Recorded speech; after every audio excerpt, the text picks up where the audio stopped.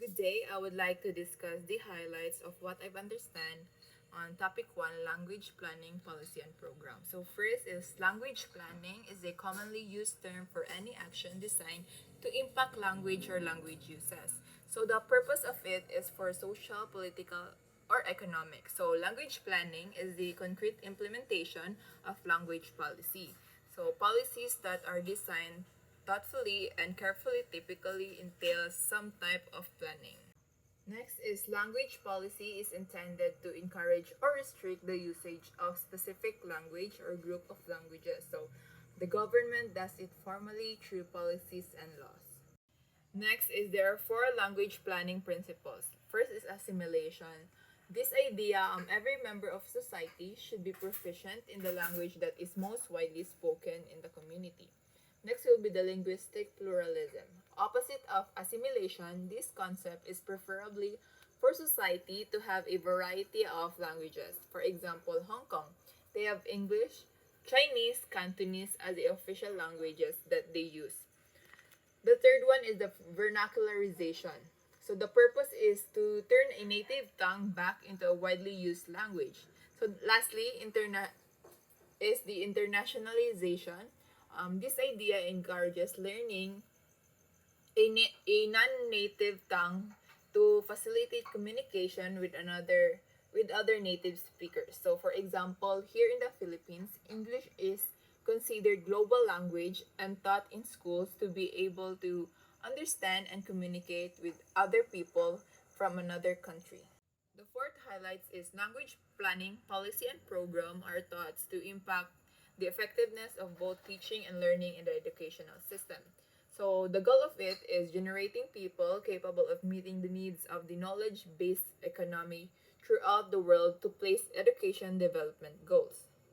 Next highlight is language policy procedures and action is an improved strategy of involvement in the favor of linguistic diversity is explored.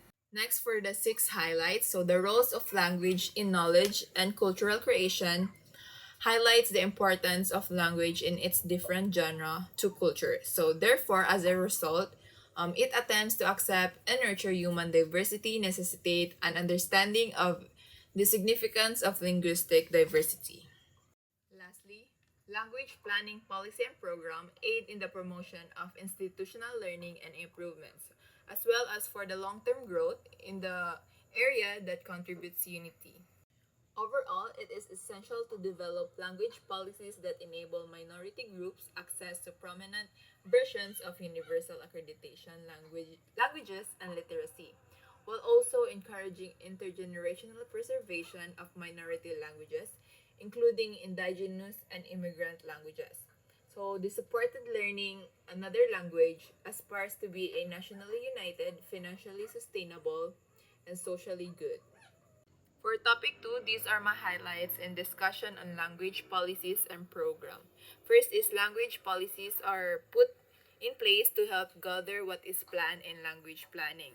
So basically, it implemented in order to somehow compile what is planned in language planning.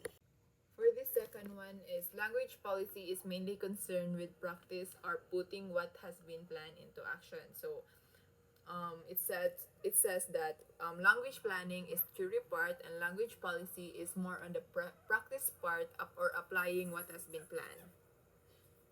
Third highlight is language policy in the Philippines attain national proficiency in both Filipino and English via the teaching of both languages in their utilization as medium of instruction in higher education.